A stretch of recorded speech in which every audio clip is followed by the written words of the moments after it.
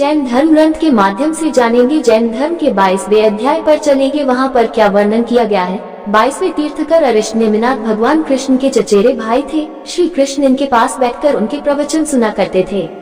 हालांकि जैन धर्म ने कृष्ण को उनके श्रेष्ठ शलाका पुरुषों में शामिल किया है, जो 9 वासुदेव में से एक है। आध्यात्मिक और योद्धा ही नहीं थे, वे हर तरह की विद्याओं में पारंगत थे। भगवान श्री कृष्ण से धर्म का एक नया रूप और संघ शुरू होता है। श्री कृष्ण ने धर्म, राजनीति, समाज और नीति नियमों का व्यवस्थीकरण किया था। अब हम श्री कृष्ण भगवान के बारे में जानेंगे विस्तार से। 14 रहस्य जानेंगे। श्री कृष्ण भगवान के पहला रहस्यमय तथ्य, किस रंग के थे श्री कृष्ण। जनश्रुति अनुसार कुछ लोग श्री कृष्ण की त्वचा का रंग काला और ज्यादातर लोग श्याम रंग को मानते हैं। श्याम रंग अर्थात कुछ कुछ काला और कुछ कुछ नीला, मतलब काले जैसा नीला। जैसा सूर्यास्त के बाद जब दिन अस्त होने वाला रहता है तो आसमान का रंग काले जैसा नीला हो जाता है। जनश्रुति अनुसार उनका रंग न तो काला और न ही नीला था। ये है कि उनका रंग काला मिश्रित नीला भी नहीं था। उनकी त्वचा का रंग श्याम रंग भी नहीं था। दरअसल उनकी त्वचा का रंग मेघ श्यामल, क्लाउड श्यामल था, अर्थात काला, नीला और सफेद मिश्रित था। अगले पन्ने पर दूसरा रहस्यमय तथ्य, श्री कृष्ण की गंध। प्रचलित जनश्रुति अनुसार माना जाता कि उनके शरीर से मादक गंध निकलती रहती थी। इस गंध को वे अपने गुप्त अभियानों में छुपाने का उपाय करते थे। यही खूबी द्रौपदी में भी थी। द्रौपदी के शरीर से भी सुगंध निकलती रहती थी जो लोगों को आकर्षित करती थी। सभी इस सुगंध की दिशा में देखने लगते थे। इसीलिए अज्ञातवास के समय द्रौपदी को चंदन, उपटन और इत्रादि का कार्य किया, जिसके चलते उनको सैरंधी कहा जाने लगा था।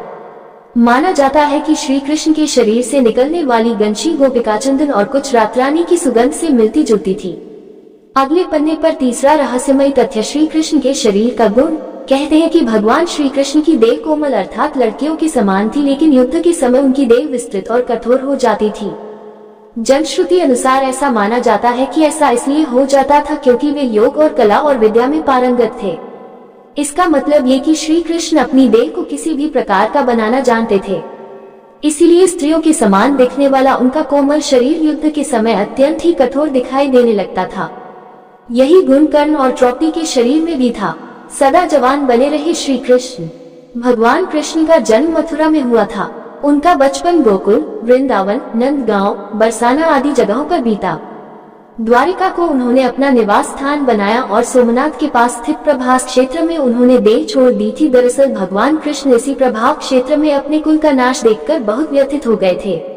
वे तभी से वहीं रहने लगे थे। एक दिन वे एक वृक्ष के नीचे विश्राम कर रहे थे, तभी जरा नामक ने उनको हिरण समझकर तीर मार दिया। ये तीर उनके पैरों में जाकर लगा और तभी उन्होंने देह त्यागने का निर्णय ले लिया। एक दिन वे इसी प्रभाव क्षेत्र के वन में एक पीपल के वृक्ष के नीचे योग निद्रा में लेटे थे, तभी जरा नामक ने भूल से उन्हें हिरण समझकर बाढ़ चला दिया, जो उनके पैर के तलवे में जाकर लगा और भगवान श्री कृष्ण ने इसी को बहाना बनाकर देह त्याग दी।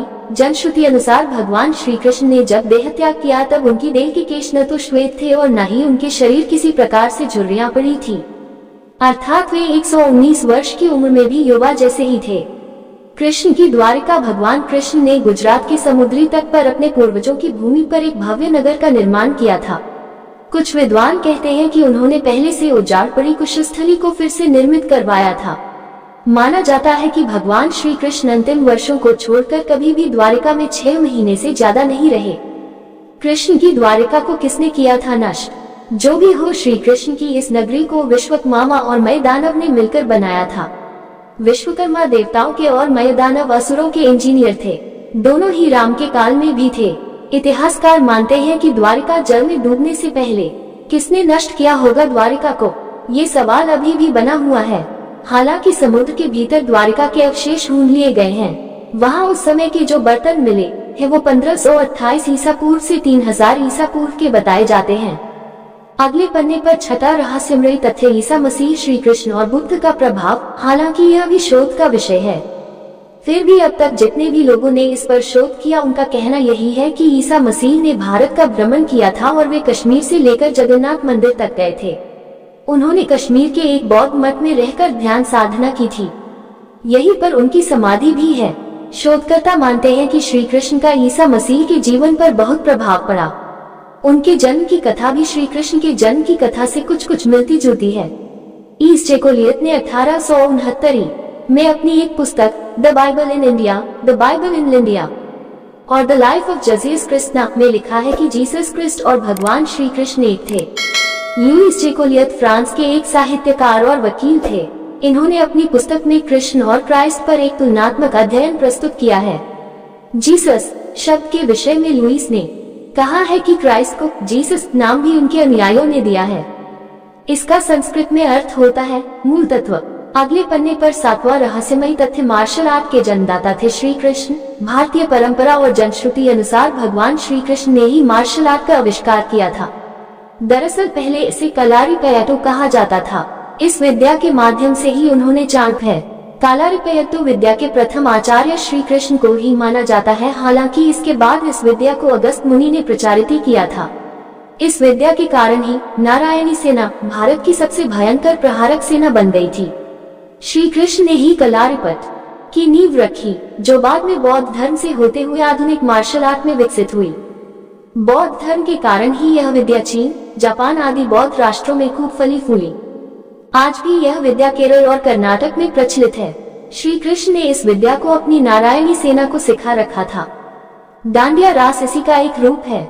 मार्शल आर्ट के कारण उस काल में नारायणी सेना को भारत की सबसे भयंकर प्रहारक माना जाता था। अगले पन्ने पर 8वां रहस्यमयी तथ्य कई प्रकार के दिव्यास्त्र थे, लेकिन सुदर्शन चक्र मिलने के बाद उनकी और ताकत बढ़ गई थी। शिवाजी सावंत की किताब युगांधर अनुसार श्री कृष्ण को भगवान परशुराम ने सुदर्शन चक्र प्रदान किया था, तो दूसरी ओर वे पाशुपतास्त्र चलाना भी जानते थे। पाशुपतास्त्र शिव के बाद श्री कृष्ण और अर्जुन के पास ही था। इसके अलावा उनके पास प्रस्वपास्त्र भी था, जो शिव व सुगन भीष्म के पास ही था। अगले पन्ने पर 9वां रहस्यमयी तथ्य शिव और कृष्ण का जीवाणु युद्ध। प्रचलित मान्यता अनुसार कृष्ण ने असुर और बानासुर और भगवान शिव से युद्ध के समय महेश्वर ज्वर के विरुद्ध वैष्णव ज्वर का प्रयोग कर विश्व का प्रथम जीवाणु युद्ध लड़ा था। हालांकि यह शोध का विषय हो सकता है। युद्ध का कारण कृष्ण से प्रद्युम्न का और प्रद्युम्न से अनिरुद्ध का जन्म हुआ। प्रद्युम्न के पुत्र तथा कृष्ण के पौत्र अनिरुद्ध की पत्नी के रूप में उषा की मानी जाती है। अनिरुद्ध की पत्नी उषा शोणितपुर के राजा वानासुर की कन्या थी। अनिरुद्ध और उषा आपस में प्रेम करते थे। उषा ने अनिरुद्ध का हरण कर लिया था। वानासुर को अनिरुद्ध उषा का प्रेम पसंद नहीं था। उसने अनिरुद्ध को बंधक बना लिया था। वानासुर को शिव का वरदान प्राप्त था। भगवान शिव को इसके कारण श्री कृष्ण से युद्ध करना पड़ा था। अंत में देवताओं के समझाने के बाद ये युद्ध रुका था। श्री कृष्ण जी ने लड़े थे ये 10 प्रमुख युद्ध। भगवान श्री कृष्ण 64 कलाओं में दक्ष थे। एक ओर वे सर्वश्रेष्ठ धनुर्धर थे, तो दूसरी ओर वे दंडक युद्ध में भी माहिर थे। इसके अलावा उनके पास कई अस्त्र और शस्त्र थे। उनके धनुष का नाम सारंग था। उनके खड्ग का नाम नंदक, गदा का नाम अक्षिकौमोदकी और शंख का नाम पांचजत था, जो गुलाबी रंग का था। श्री कृष्ण के पास जो रथ था उसका नाम जैत, दूसरे का नाम गरुड़ध्वज था।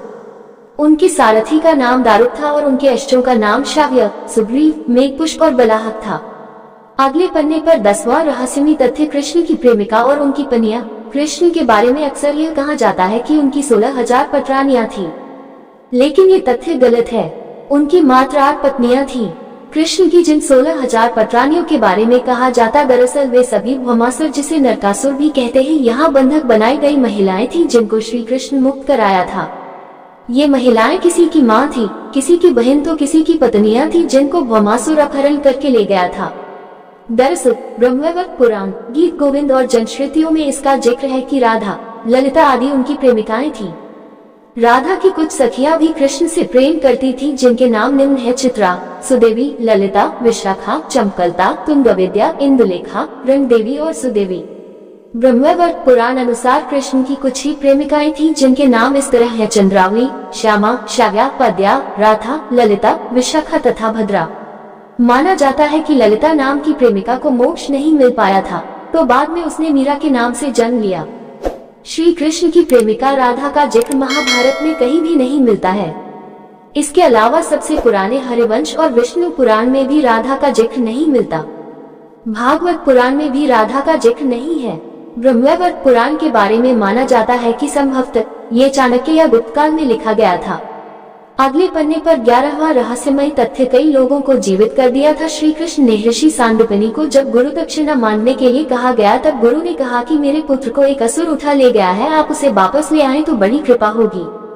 श्री कृष्ण ने गुरु के पुत्र को कई जगह ढूंढे और अंत में वे समुद्र के किनारे चले गए, जहाँ से उन्हें पता चला कि असुर उसे समुद्र में ले गया है, तो श्री कृष्ण भी वहीं पहुँच गए। बाद में पता चला कि उसे तो यमराज ले गए हैं। तब श्री कृष्ण ने यमराज से गुरु के पुत्र को हासिल कर लिया और गुरु दक्षिणा पूर्ण की। इस तरह अर्जुन की 4 पत्नियां थीं, द्रौपदी, सुभद्रा, उलूपी और चित्रांगदा। द्रौपदी से श्रुतकर्मा और सुभद्रा से अभिमन्यु, उलूपी से यरौत, चित्रांगदा से बभ्रुवाहन नामक पुत्रों की प्राप्ति हुई। अभिमन्यु का विवाह महाराज विराट की पुत्री उत्तरा से हुआ। महाभारत युद्ध में अभिमन्यु वीरगति को प्राप्त हुए। जब महाभारत का युद्ध चल रहा था तब उत्तरा गर्भवती थी। उसके पेट में अभिमन्यु का पुत्र पल रहा था। द्रोण पुत्र अश्वत्थामा ने ये संकल्प लेकर ब्रह्मास्त्र छोड़ा था कि पांडवों का वंश नष्ट हो जाए। द्रोण पुत्र अश्वत्थामा के ब्रह्मास्त्र प्रहार से उत्तरा ने मृत शिशु को जन्म दिया था, किंतु भगवान श्री कृष्ण ने अभिमन्यु उत्तरा पुत्र को ब्रह्मास्त्र के प्रयोग के बाद भी फिर से जीवित कर दिया। यही बालक आगे चलकर राजा परीक्षित नाम से प्रसिद्ध हुआ। भीम पुत्र घटोत्कच के पुत्र बर्बरीक की गर्दन कटी होने के बावजूद श्री कृष्ण ने उसे महाभारत युद्ध की समाप्ति तक जीवित रखा था। अगले पन्ने पर 12वां रहस्यमय तथ्य श्री कृष्ण का दिल। हिंदू धर्म के बेहद पवित्र स्थल और 4 धामों में से एक जगन्नाथपुरी की धरती को भगवान विष्णु का स्थल माना जाता है। जगन्नाथ मंदिर से जुड़ी एक बेहद रहस्यमय कहानी प्रचलित है। WCUUI स्थानीय मान्यताओं अनुसार कहते हैं कि इस मूर्ति के भीतर भगवान कृष्ण का दिल का एक पिंड रखा हुआ है, जिसमें ब्रह्मा विराजमान है। दरअसल जनश्रुति के अनुसार जब श्री कृष्ण की मृत्यु हुई तब पांडवों ने उनके शरीर का दाह संस्कार कर दिया, लेकिन कृष्ण का दिल पिंड जलता ही रहा। ईश्वर के आदेशानुसार पिंड को पांडवों ने जल में प्रवाहित कर दिया। उस पिंड ने लटे का रूप ले लिया। राजा इंद्रोण, जो कि भगवान जगन्नाथ के भक्त थे, को वह लट्ठा मिला तो उन्होंने इसे जगन्नाथ की मूर्ति के भीतर स्थापित कर दिया। उस दिन से लेकर आज तक वह लट्ठा भगवान जगन्नाथ की मूर्ति के भीतर है। हर 12 वर्ष के अंतराल के बाद जगन्नाथ की मूर्ति बदली जाती है, लेकिन ये लट्ठा उसी में रहता है। हालांकि यह शोध का विषय हो सकता है। अगले पन्ने पर 13वां रहस्यमयी तथ्य। यदुवंश का नाश। महाभारत युद्ध की समाप्ति के बाद जब युधिष्ठिर का राजतिलक हो रहा था, तब कौरवों की माता गांधारी ने महाभारत युद्ध के लिए श्री कृष्ण को दोषी ठहराते हुए श्राप दिया कि जिस प्रकार कौरवों के वंश का नाश हुआ है, ठीक उसी प्रकार यदुवंश का भी नाश होगा। शाप के चलते श्री कृष्ण द्वारिका लौटकर यदुवंशियों को लेकर प्रभास क्षेत्र में आ गए। कुछ दिनों बाद महाभारत युद्ध की चर्चा करते हुए सात्यकी और कृतवर्मा में विवाद हो गया। सात्यकी ने गुस्से में आकर कृतवर्मा का सिर काट दिया। इससे उनमें आपसी युद्ध भड़क उठा और वे समूहों में विभाजित होकर एक दूसरे का संहार करने लगे। इस लड़ाई में श्री कृष्ण के पुत्र प्रद्युम्न और मित्र सात्यकी समेत सभी यदुवंशी थे। केवल बब्रू और दारुक ही बचे रह गए थे। यदुवंश के नाश के बाद कृष्ण के ज्येष्ठ भाई बलराम समुद्र तट पर बैठ गए और एकाग्रचित होकर परमात्मा में लीन हो गए। इस प्रकार शेषनाग के अवतार बलराम जी ने देह त्यागी और स्वधाम लौट गए। बलराम जी के देह त्यागने के बाद जब एक दिन श्री कृष्ण पीपल के नीचे ध्यान की मुद्रा में लेटे थे, तब उस क्षेत्र में एक जरा नाम का बहेलिया आया हुआ था। जरा एक शिकारी था और वह हिरण का शिकार करना चाहता था। जरा को दूर से हिरण की मुख के समान श्री कृष्ण का तलवा दिखाई दिया। बहेलिये ने बिना कोई विचार किए वहीं से एक तीर छोड़ दिया, जो कि श्री कृष्ण के तलवे में जाकर लगा। जब वह पास गया तो उसने देखा कि श्री कृष्ण के पैरों में उसने तीर मार दिया है। इसके बाद उसे बहुत दुख हुआ और वह क्षमा याचना करने लगा। तब श्री कृष्ण ने बहेलिये से कहा कि जरा तू डर मत, तूने मेरे मन का काम किया है। अब तू मेरी कृपा से स्वर्गलोक प्राप्त करेगा। बहेलिये के जाने के बाद वहां श्री कृष्ण का सारथी दारुक पहुंच गया। दारुक को देखकर श्री कृष्ण ने कहा कि वह द्वारिका जाकर सभी को ये बताए कि पूरा यदुवंश नष्ट हो चुका है और बलराम के साथ कृष्ण भी अपने धाम लौट चुके हैं। अतः सभी लोग द्वारिका छोड़ दो, क्योंकि ये नगरी अब जलमग्न होने वाली है। मेरी माता, पिता और सभी प्रियजन इंद्रप्रस्थ को चले जाएं। ये संदेश लेकर दारुक वहां से चला गया। इस बाद उस क्षेत्र में सभी देवता और स्वर्ग की अप्सराएं, यक्ष, किन्नर, गंधर्व आदि आए और उन्होंने श्री कृष्ण की आराधना की। आराधना के बाद श्री कृष्ण ने अपने नेत्र बंद कर लिए और वे अपने धाम को लौट गए। श्रीमद् भागवत के अनुसार जब श्री कृष्ण और बलराम के स्वधाम गमन की सूचना इनके प्रियजनों तक पहुंची तो उन्होंने भी इस दुख से प्राण त्याग दिए। देवकी, रोहिणी, वसुदेव, बलराम जी की पत्नियां, श्री कृष्ण की पटरानियां आदि सभी ने शरीर त्याग दिए। इसके बाद अर्जुन ने यदुवंश के निमित्त पिंडदान और श्राद्ध आदि संस्कार किए। यदुवंश के बचे हुए लोग, महाभारत और पुराणों अनुसार इन संस्कारों के बाद यदुवंश के बचे हुए लोगों को लेकर अर्जुन इंद्रप्रस्थ लौट आए। इसके बाद श्री कृष्ण के निवास स्थान को छोड़कर शेष द्वारिका समुद्र में डूब गई। यदि यदुवंश के लोग बच गए थे तो क्या उनका वंश नष्ट नहीं हुआ था? श्री कृष्ण के स्वधाम लौटने की सूचना पाकर सभी पांडवों ने भी हिमालय की ओर यात्रा प्रारंभ कर दी थी। इसी यात्रा में एक एक करके पांडव भी शरीर का त्याग करते गए। अंत में युधिष्ठिर सशरीर स्वर पहुंचे थे। अगले पन्ने पर 14वां रहस्यमय तथ्य। वानरराज बाली ही था जरा बहेलिया। पौराणिक मान्यता अनुसार प्रभु ने त्रेता में राम के रूप में अवतार लेकर बाली को छुपकर तीर मारा था। कृष्ण अवतार के समय भगवान ने उसी बाली को जरा नामक बहेलिया बनाया और अपने लिए वैसी ही मृत्यु चुनी जैसी बाली को दी थी। तो दोस्तों, ये थी कहानी श्री कृष्ण जी की शुरू से अंत तक। आप सभी को यह वीडियो में सीखने को क्या मिला तो मुझे कमेंट बॉक्स में आपकी राय जरूर लिखें।